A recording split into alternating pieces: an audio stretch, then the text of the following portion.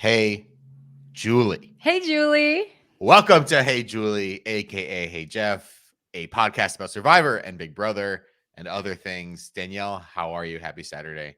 Happy Saturday indeed. I've never been better. It's finally beautiful weather here in Toronto. I just took a full week off work. I was I was on PTO. I was enjoying my life and it was fantastic. You just took a year off. That's such a childless person thing to say. Oh yeah, I was on vacation the whole year I was having a baby. Yeah. I actually took a day off this week as well. So I enjoyed 1/5, 20% of your joy this week. Well, the thing I did, here's a hot tip. Any other, and I'm sure I'm not the first person to discover this, but for any other of my fellow, hey, Julie parents out there, is like you take a week off, but you keep the kid in school or daycare, Oh, whatever, yeah. for most of the days. So she went to school while we enjoyed our lives with like babysitting during the day, essentially.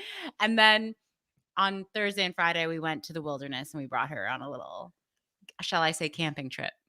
So if if someone who wasn't either of us won a reward challenge, you would give Yes. the little puppy dog eyes like, "Would I have a child?" Yeah, for sure. And I'd be standing there like, "What? I don't get chips. Also, No chips. No chips I'd be were like ready. Jam. Yep. But everyone has a family.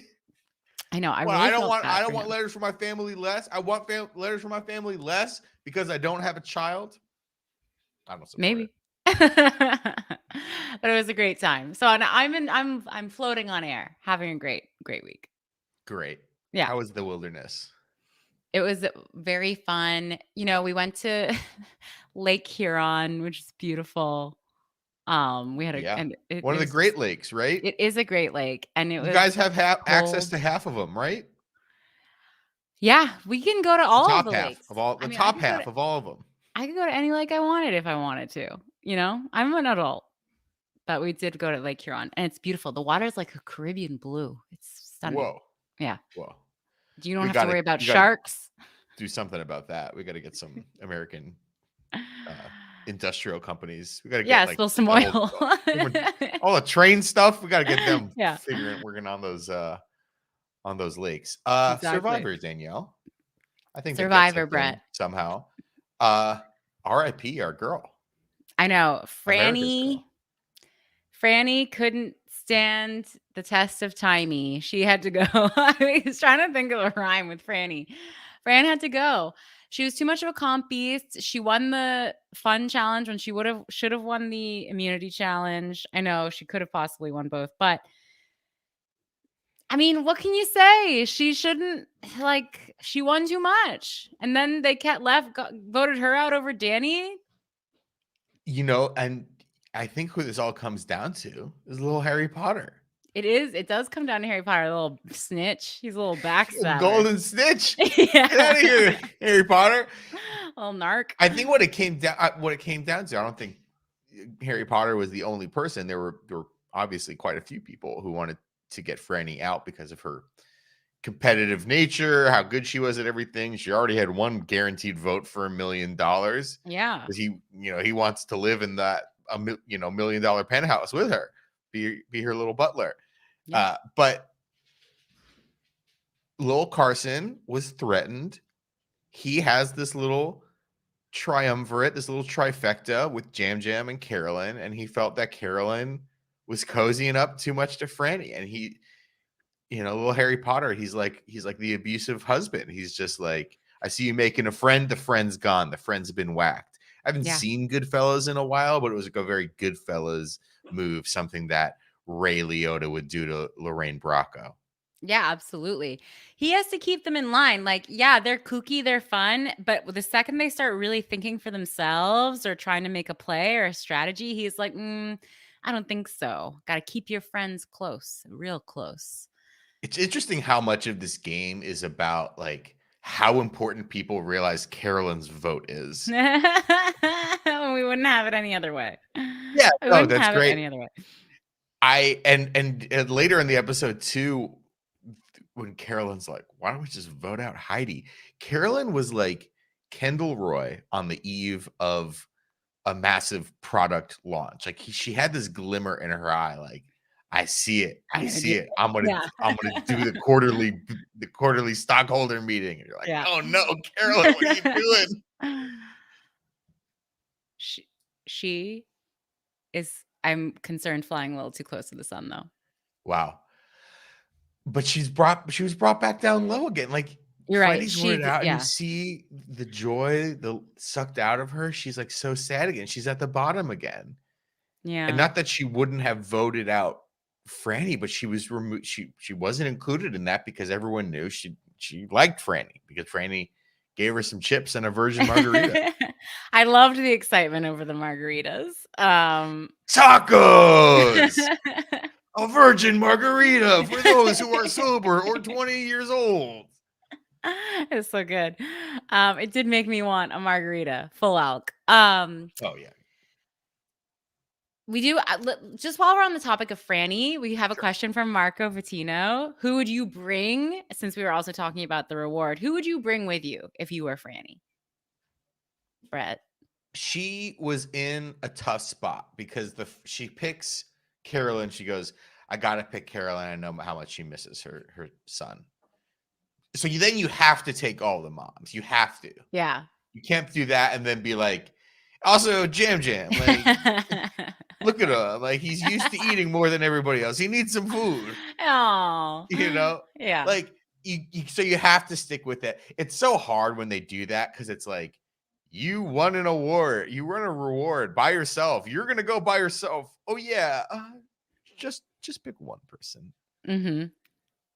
Okay. Pick just one more. We promise this is it. Just pick one more. Yeah. Okay. Pick just one more. Like that's just twisting. It's pretty evil. Yeah. I would pick the person who I thought would eat not that much, like leave the most food for me. Pardon?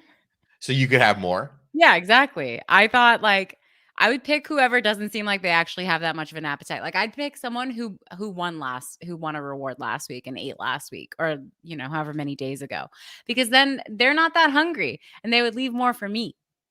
I would pick my enemies. I want my enemies close to me. I don't want you sitting back at the camp being like, damn, Brady, he's so good at challenges. He's eating my brownies right now. He's eating my blooming onion. I want my homies at camp on watch, making sure everything is good. I want my enemies here next to me, feeling safe, feeling like maybe they aren't my enemy. That's true. I would have to do some damage control, but I think I would probably lean towards taking my enemies. Yeah. I think that's a good strategy. I want to bring up something, jumping way to tribal council. Sure, let's go. So during tribal council, Dani said that he and Lauren, the problem with going to tribal council is that he likes everyone. He actually has really great one-on-one relationships with everyone. And that's what makes it hard, is you do have to vote someone out. And I just have a really big problem with that. And I think that's what makes Survivor, especially recently, not as compelling, is that they all really like each other. And I just miss someone giving a confessional being like, he's annoying, or he sucks, or she is not my cup of tea. She rubs me the wrong way. I know we got it a little bit with Jaime earlier in the season when she was eating with me and Jaime, or with Jaime and other people? I think it was actually Dani and Jaime. It was someone saying that Jaime's a little too high energy, but I was just like, yeah, that's the problem with this season. And maybe the last couple of seasons. The last 5 seasons, basically. It's yeah, if there's no social relationships that are slightly more, either slightly more special or slightly more fraught. I get that Matt and Franny had a showmance. That's one thing. But not even any frenemies. We don't even have frenemies of a joking dislike for each other, or that. I mean, I need Jam something. and Carolyn were close. There was that brief week where it was oh yeah, they hate each other now, and then they're back to being in love with each other. Yeah, I miss more conflict. I'd miss it. Because I've been watching a ton of old seasons, as we've discussed, and as Yeah. recently as like seasons in the low 30s, there's like people who fucking hate each other, people who think Yeah. that the other ones are idiots, Yeah. people giving non-apology apologies during the reunion special. I wonder if, I promise you I'm not turning into Tucker Carlson now. Oh. I wonder if consciousness of quote unquote cancel culture is getting in the way of that in two different ways. The first being, maybe CBS is casting less problematic people. Maybe CBS is like, we don't want the guy who is saying horrible things about women or saying horrible things about this sexuality or this gender. Maybe that is, maybe some like fewer of those undesirable people are even making it onto, the deplorables are making it onto Survivor. Second, I wonder if now we're in 2023, people see the cast season, maybe they're even coached up beforehand. They see how easy it is for one thing to snowball, and then all of a sudden you're the racist guy who is on Survivor or Big Brother or But whatever. Survivor doesn't even like lend itself to burying people as much, honestly. Like Big Brother does for sure, because everyone can watch the live Yeah, feeds. they watch Everyone can, everything. yeah, exactly. Whereas Survivor, it's like really what they choose to show you. Like it's possible that these comments are being made and we just don't know about any of it because Yeah, I we're not. mean, for sure. Like every episode is like 2 or 3 days of real time, and we only Yeah. see 44 minutes of it. And half of that time is devoted to challenges or sitting at tribal council. We only see maybe 15, 20 minutes per episode of what is 2 days of sitting around at camp. I mean, one of the seasons I was watching most recently was, I don't forget where it was, but it was the blue collar versus no collar versus red collar. And that was Yeah. one where in the finale, there had to be 3 separate segments where men had to apologize for being fucking horrible and saying fucking horrible things to women and being super misogynistic. Right. And one guy was really sorry, but you could tell like everything wasn't really adding up fully in his mind.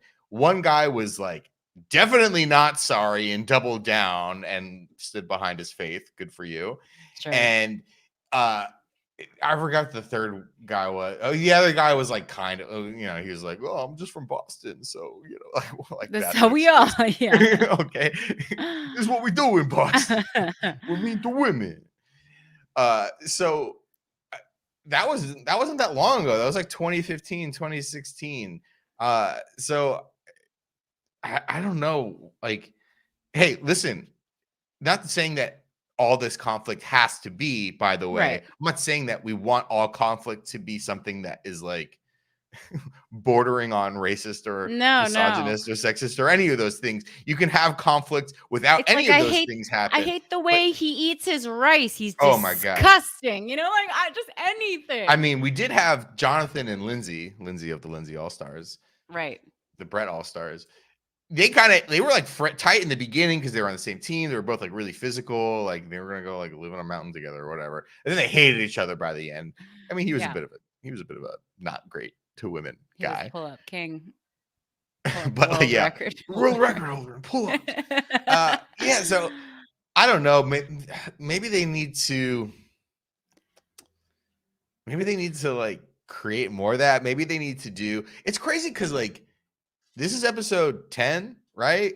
Mm-hmm. Episode 11, 12. There's only 13 episodes in the season. But there's so many people left.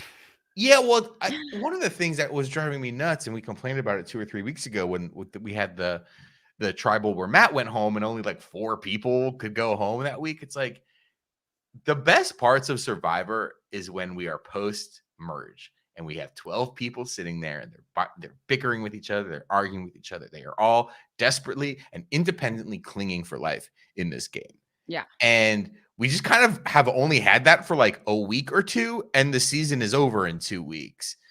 So I feel like we kind of missed out on a lot of it. My We idea, did. though, backing it up, I wonder if we have to create like a 2-tribe sort of, first half of the game, and we have to get them to fucking hate each other. You have to be like, Yeah. Start this rumors. tribe, we're Yeah. not gonna swap people around. We're not gonna merge people around until the merge. They're all they're all Proud Boys. Just lie. Just be like, they're all Proud Boys. They're all horrible. We found the worst people from January 6th, and we put them on a tribe. That's them. And you tell the other ones, like, yeah, I would love it. They hate whales.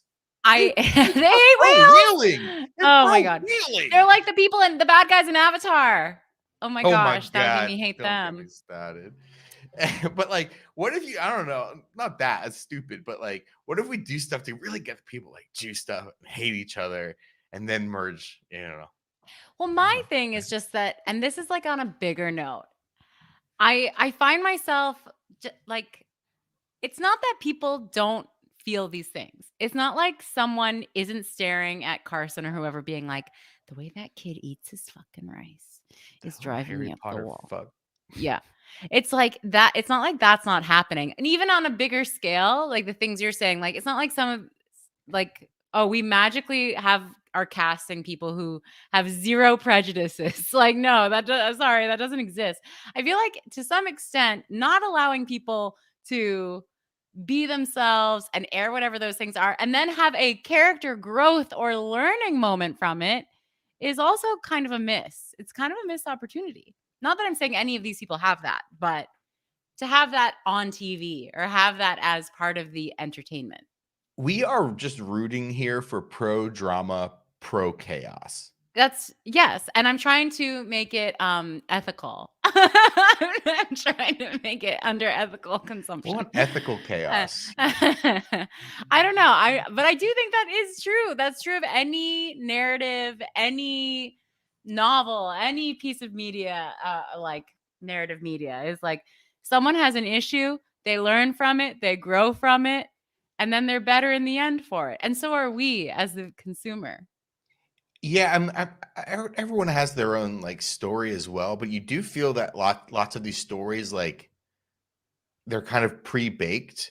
Yes. Like, they're not seeking redemption or a second chance for something. Yeah. They're already like, they're already here. I had cancer and I got better, and now Yeah. I'm here. And it's like, you already did the most interesting thing. Like, having watched the Second Chances season somewhat recently as well, that was really interesting because you had a bunch of returning players and all of them lost the game, and they all had this reason why they lost, and it was very top of mind for all of them. This is why you lost Survivor the first time, and there is this redemption story built into all of that. And like, how can you change as a person? And literally every single tribal council, Jeff is like, man, it seems like you're playing the same way you played the last time, and you got voted out because you were a jerk to everyone, or because you played too strategically, or you like leaned too much on one aspect of your personality. Jeff was calling them out, cast out for it to their faces right before they voted,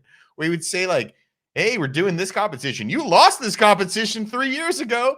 Like, obviously we can't do that every season.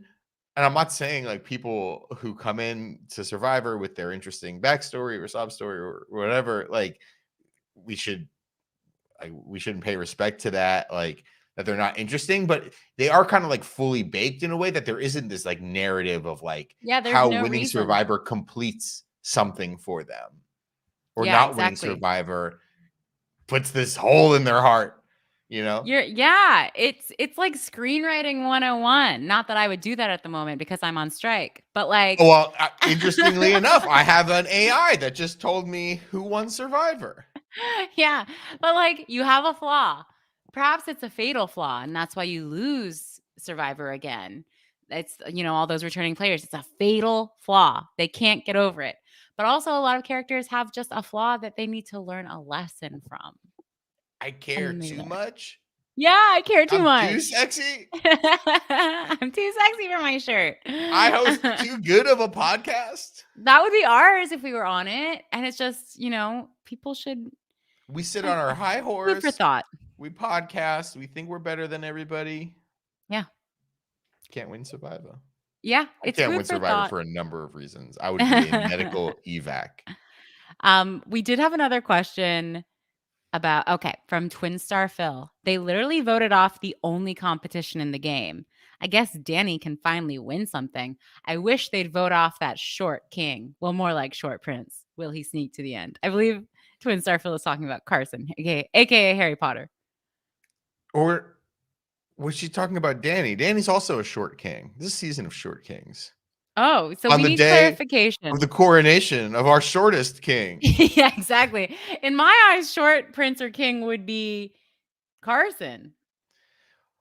Well, But yeah, we need the question was like clarification. about Dani though. I thought I wish they wrote off that short king, more like short prince. I don't know. Yeah, I don't know if they're talking about Dani or they're talking about Carson.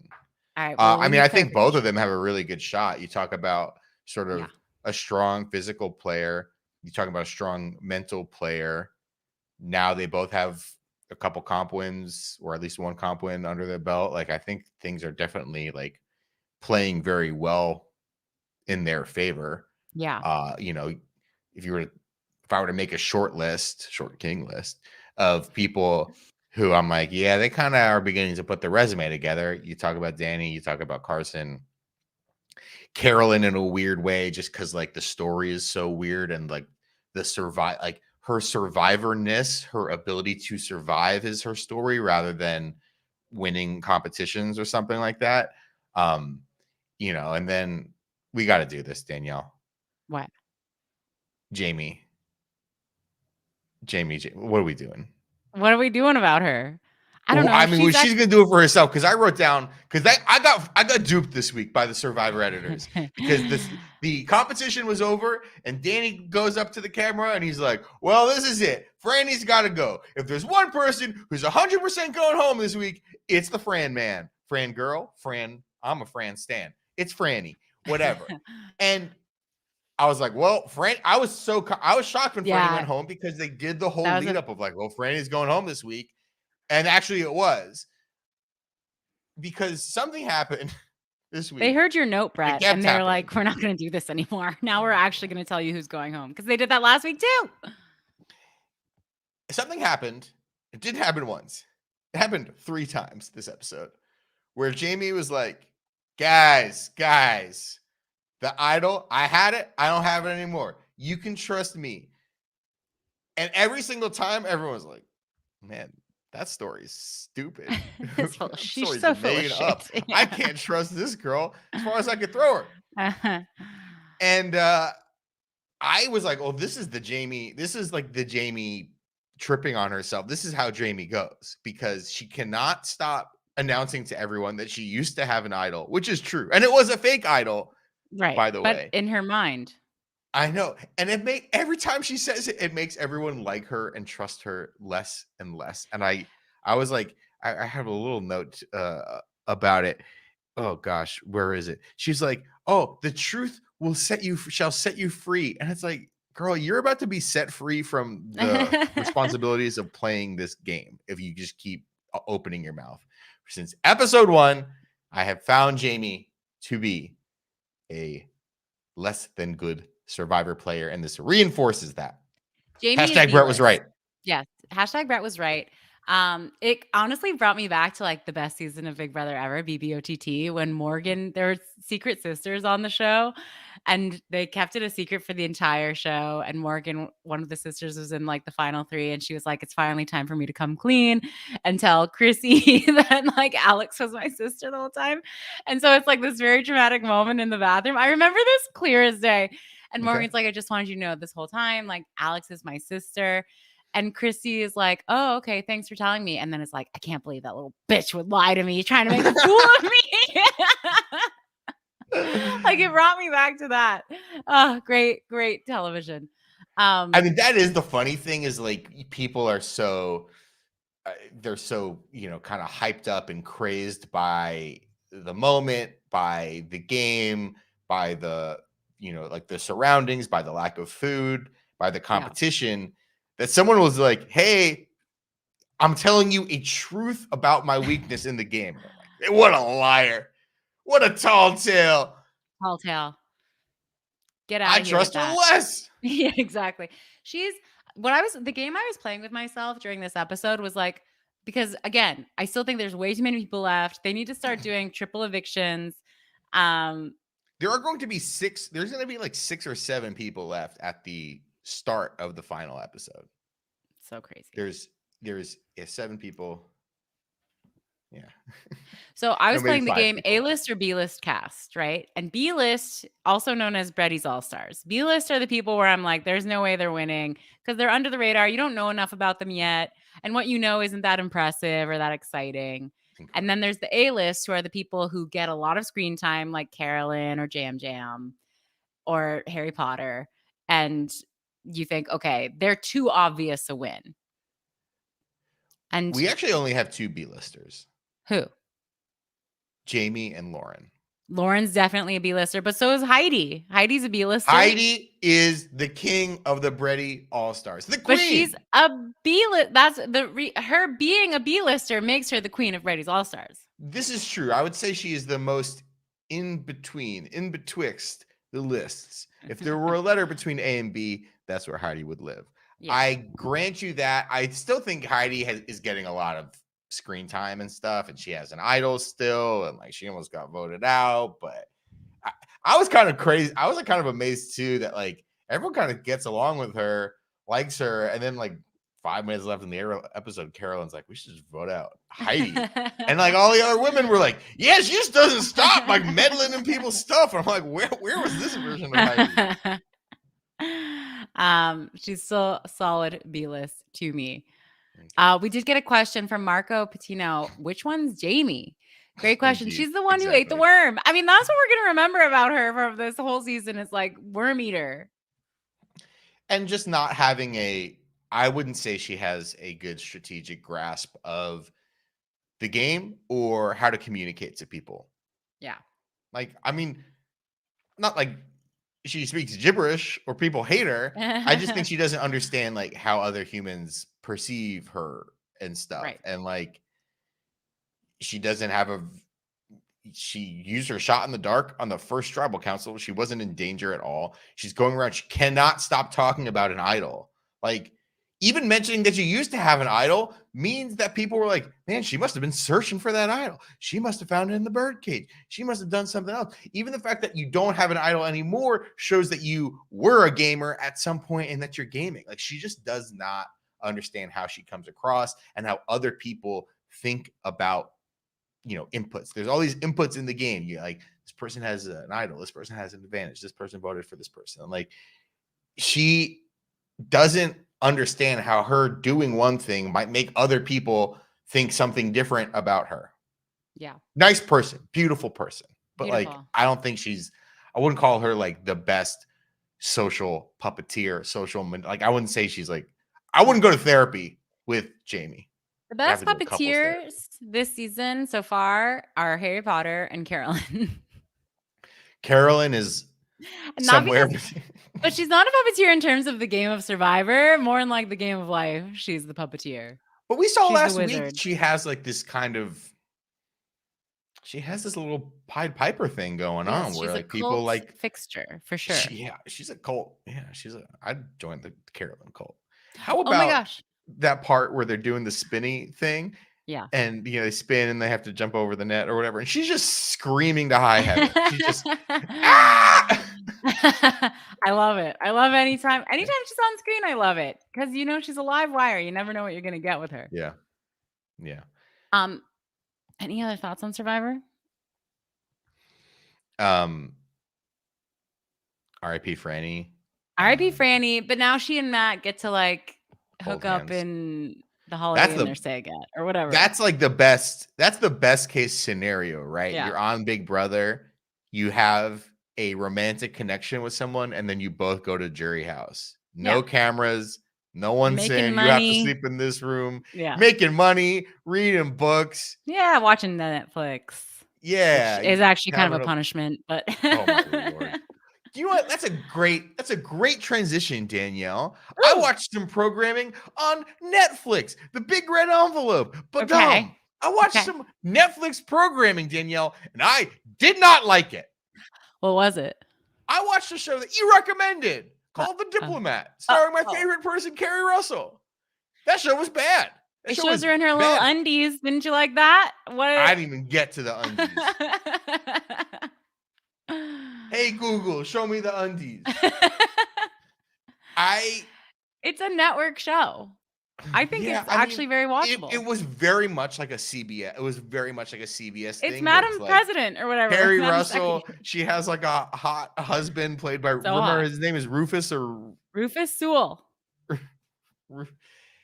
And okay, it's like serious. It's like 35 British naval sailors died in an explosion in the Middle East. Yes. And it's like, the president would like to talk to you. And it's really serious. Then the president is Michael McKean. And he's like, oh. And they're like, we have a super serious mission for you, Carrie Russell. We have to send you to England. And then like the vice president or secretary of state is like talking with some other guy. And they're like, we got to get you a girlfriend. But like the tone was it was so tonally the tone is off the map. I hated it. Okay, I gave up roughly around that scene. Well, I liked Rufus Sewell being hot. I thought they had great chemistry. It was such a network show, perhaps to its detriment, I guess, for you. But I think that Netflix is actually onto something with making shows like this. This is the type of stuff they should be making. There's a reason why CBS is number one. We make the stupidest shit that you have that old people watch and don't pay attention to. Okay. I need to check in with you now that we're talking about streamers. And we just talked about stupid shit that old people watch. What about stupid shit that young people watch? I need the Bready take. How excited are you? Because I'm very excited for The Idol. Coming to HBO soon from the same creator as Brett's favorite show, Euphoria. Starring The Weeknd. And Johnny Depp's daughter. Yeah, who I hate. Well, I don't hate his daughter. I have nothing against her. Everyone knows I'm anti Johnny Depp and have been since the beginning. And I feel like the tides are turning in my direction finally. But anyway, I love every trailer I've seen for this show. Everyone in media, I follow a lot of media people on Twitter. Everyone in media has like people on Twitter, haven't heard of it. They have a real axe to grind against this show. They're like pissed at this show. They're pissed at The Weeknd. Like everyone wants to bring this show down, which is kind of why I'm also so interested in seeing it. Every time something new, like a new poster, a new trailer comes out, all the media people I follow are like, this looks horrible. Like, wow, worst writing I've ever seen. I'm like, actually, it looks pretty good. Sorry, guys. Like, you're not going to convince me of this. I'm down. Like, I'm down to give this show a shot. As we know, I have a very, very tight filter for like what I consider good and what I will like give my mental energy and give my time. That being said, I watched the trailer for this show. I am watching this show until I give up on it. Like, I am not coming into this being like, oh, this is gonna suck. I'm like, this might be amazing. Talking about difference in tonalities, it's like a show about, I'm pretty sure, a cult leader and a pop star and the seedy LA underbelly, which Brett loves that. That's where I live. That's where I am right now in the seedy underbelly. Look at that light. Look at that blue light. Doesn't get more seedy than that. So I just think it looks amazing. I'm so excited for it. It starts June 5th or something, I think. It starts soon. Succession is over in a couple weeks, like 3 more Sundays. The last Sunday of May is end of Succession, end of Barry. And then next week, new series on the Max. Big Blue HBO. Max. It's going to be Max at that point, whatever. I always call it HBO Max. Grandpa, what was HBO? Oh, it's Max now. I just needed to make sure we're on the same page. We are very much forward to our The Idol takes once it launches. I know you wanted to talk about a new season of Vanderpump and how it rules. So I just thought it was about time because I watched the most recent episode this morning. So I just thought it's about time for Brett to just like get what's going on, because this is a big pop cultural moment. Like this has reached beyond the Bravo sphere, I feel. So I just wanted you to have an education. And I think you'll relate to this. I'm actually shocked that you're not like you're Peter Sarsgaard. I'm Carrie Mulligan. It's an education, baby. Yeah, exactly. I'm just shocked that you haven't, like, Brett, you should be friends with the cast of Vanderpump Rules. I have been to Pump. and been Yeah. like, "Oh, this is what Vanderpump like," and had it explained to me while I'm there what Vanderpump Rules is, and that I was like at the fucking restaurant where they shoot it or club or whatever. I've been there. I want to tell you how much I care about the Vanderpump Ruleverse. Okay. A couple years ago, not more than a couple, I was at South by Southwest. Whoa. Hot. Name drop. Hot ticket. Freddie in the underbelly of Austin this time. Yeehaw. And I'm at an event and I'm standing at the bar waiting for a beverage of my choosing. And one of my coworkers, I was there for work. One of my coworkers at the time kind of comes up to me like with this shocked look in his face. And he's like, "You're standing next to Jax right now." I'm like, "What?" And he's like, "Jax from Vanderpump Rules." And I'm like, "Okay." Like I'm standing next to the fucking queen. Like I'm standing next to a celebrity that is so big and like like commands such reverence that I need to like leave standing at the bar because I'm standing right next. I need to be like, "Excuse me for standing next to you at a bar." I'm like, first of all, he's just a guy. Yeah. I have no idea what he looks like. I kind of looked around me because I wasn't like, I guess I was physically standing right next to him, and I didn't know what I didn't even know what I was supposed to be looking for. That being said, it's like, whatever. Like, he's hot and like is a waiter somewhere that like on a restaurant like reality show, whatever. And I didn't pay him any attention, and I got my beer and left. Okay. Like that's how I whatever. I don't know. I don't know who these people are. I don't watch these shows. Okay, that's fine. I'm not saying you have to hold them in high esteem. I'm not saying you have to love it, but I am saying this is a absolutely incredible scandal that has happened on this show that I think even someone if someone's scandal? I didn't even know interested in about the this. LA seedy underbelly, this is the scandal for you. Okay. So it involves our favorite thing, thruples. Oh, okay. Okay, not really, but so let me just break it down really quick. There are two guys on the show named Tom. They both named Tom. They have a restaurant together called Tom Tom.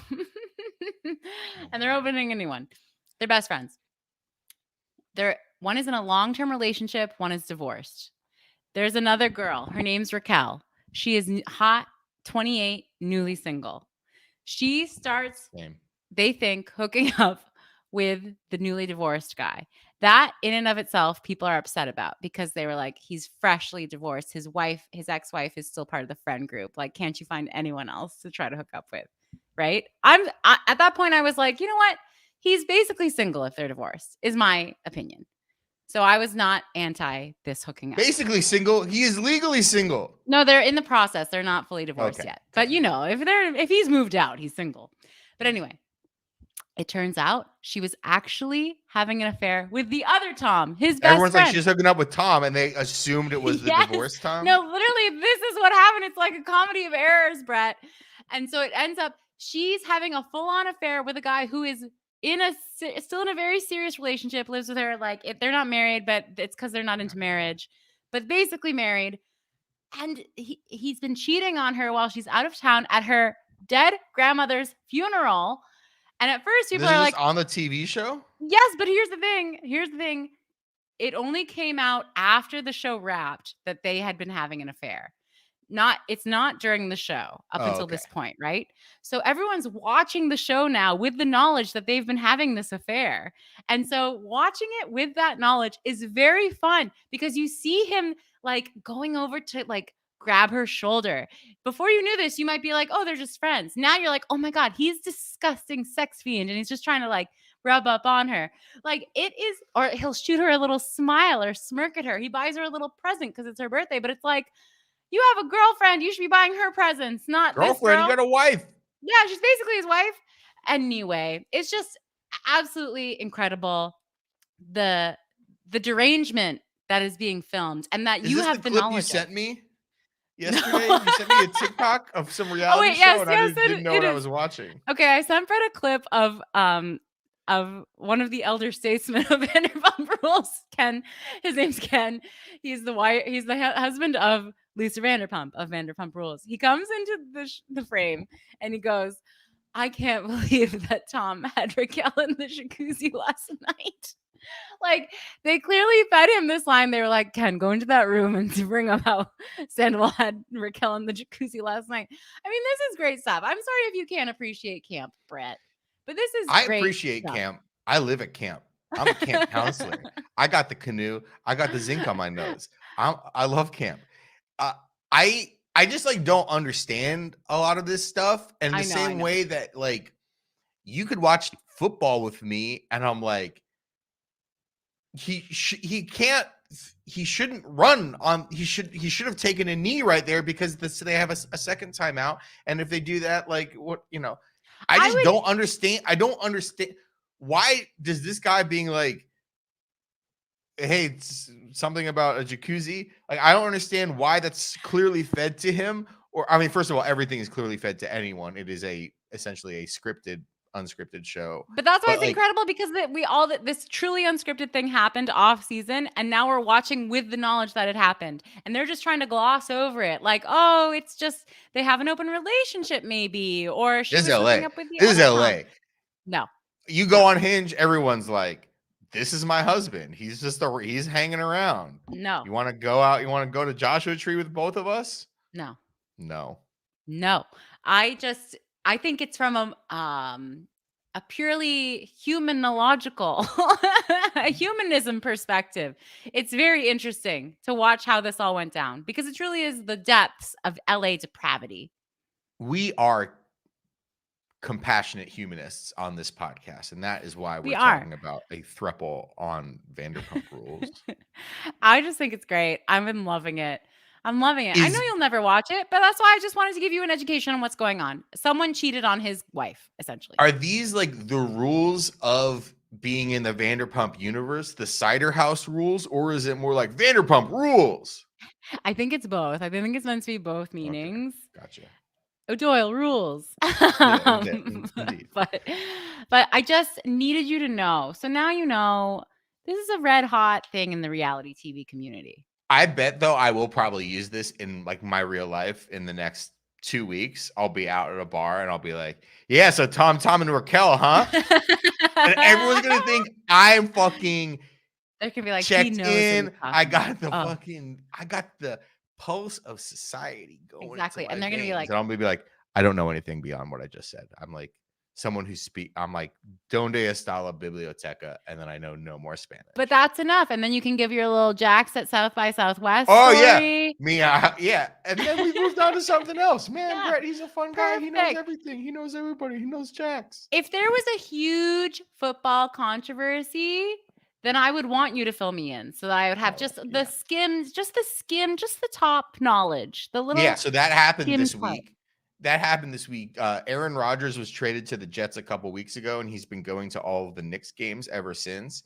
And he's been going with various ladies, other players on the Jets. But Aaron Rodgers is 39 years old, and all the other players on the Jets are like 22.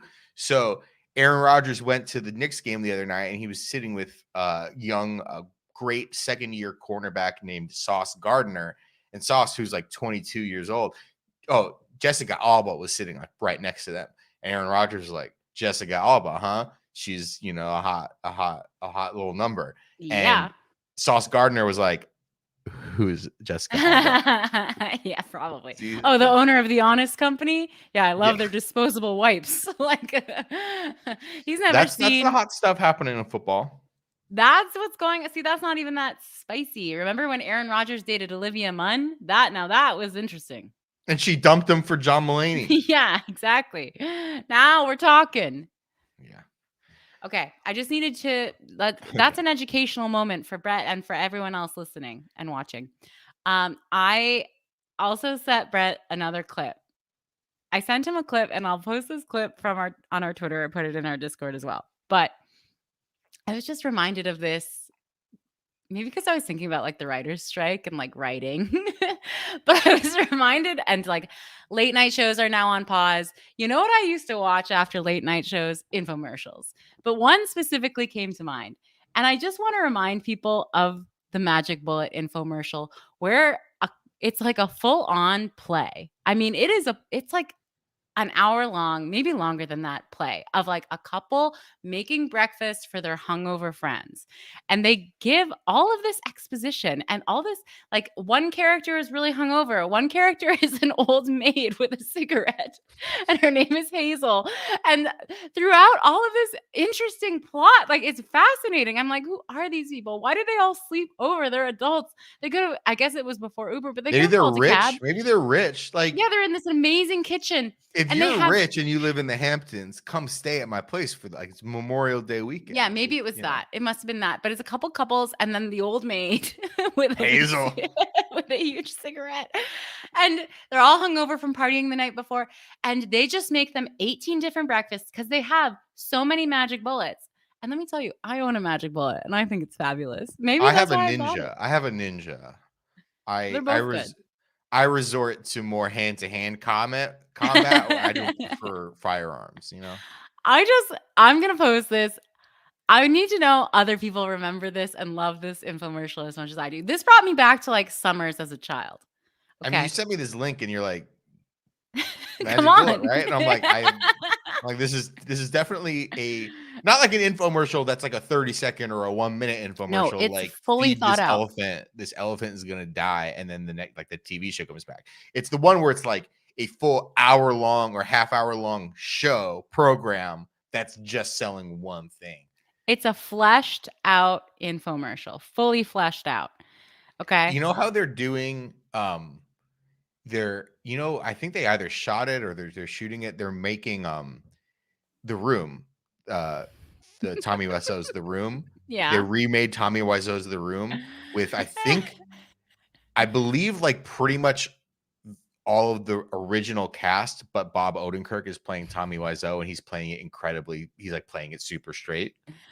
Why are they doing this? Because it's a funny idea, I guess. I think they should do a making of this infomercial. That's what I'm saying is like the rights. Get DiCaprio, get Streep, get Cumberbatch. I'm serious. Let's do the magic bullet hour through, I think it would be absolutely incredible. Like the script is so good. And the acting is actually pretty good. Like the host, for some reason, the husband is British. Why is he British? I just need to know the answers. I could watch this. I'm going to watch this after we stop this call. I'm going to go watch it again. Good. See, and that's replay value, rewatchability. That's a big thing people forget about. And then it got me thinking another one I talked to Red about. Sorry, but I have to say it. The slap chop. Yeah, everyone knows slap chop. Everyone knows slap chop, and they know apply directly to the forehead.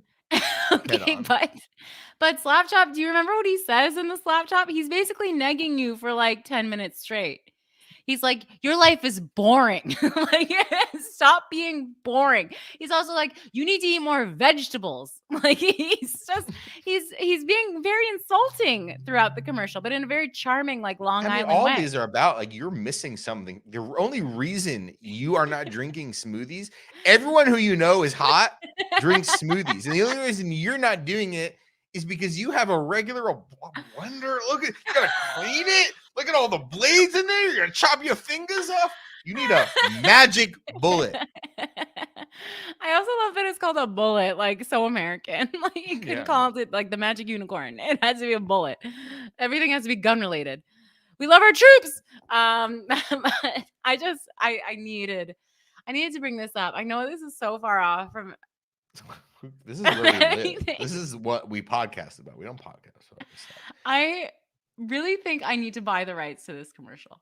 I think that's a great idea, and I fully support getting a bunch of like Steppenwolf actors to.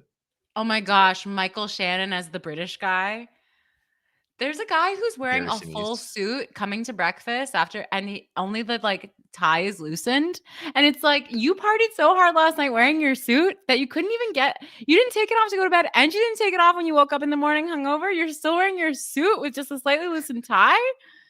And why are they all friends with Hazel? Where did she come from? We actually have to like just watch this and do a YouTube video about that. Yeah, it's like pop-up video because it's incredible stuff.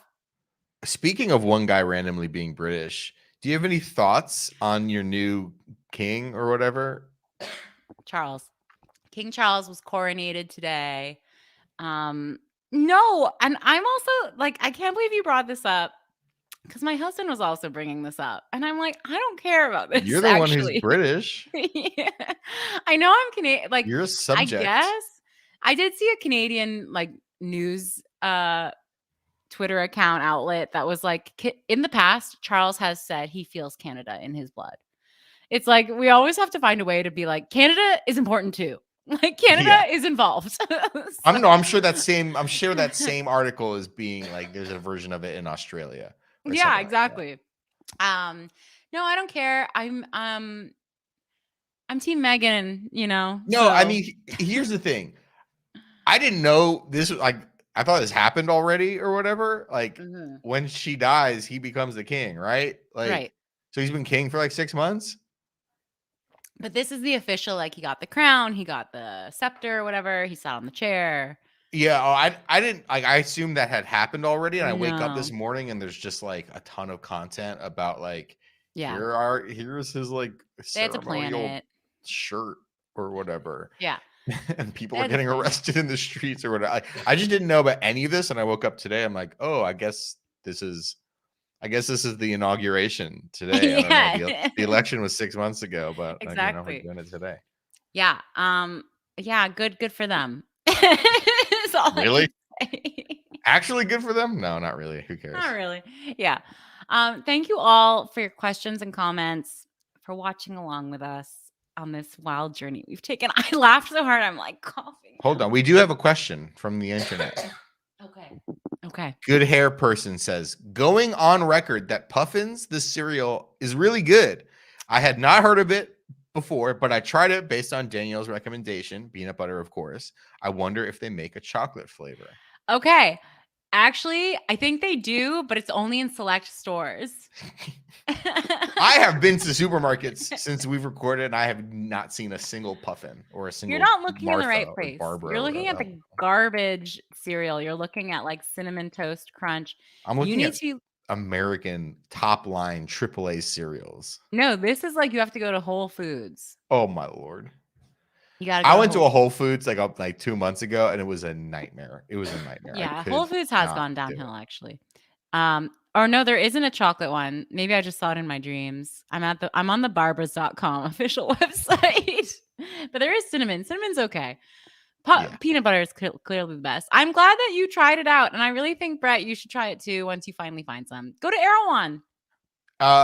You know what? Maybe when I see you in a couple months, you'll pour me a bowl. Oh my gosh. Should we make the announcement? Brett is officially making his first royal trip to Toronto. 10 times that Brett has thought about Canada. What that means for the next 100 years of Anglo-Canadian relationships. He's coming. So we're gonna do a live. We should, right? Do a live podcast recording. I don't know how it's gonna look shitty. I was okay. thinking Maybe it might we be an won't do that. audio only exercise, but We won't do that. We'll take a selfie and we'll post it in Discord. Yeah. But wish you were not. Yeah. I'm telling you our address. Don't want to hang out with you. He's coming to Toronto. It's gonna be great. Oh my gosh. Yeah, I'll bring you some After coffee. you came to LA this year, the one week I was gone. And notably did not see you. Yeah.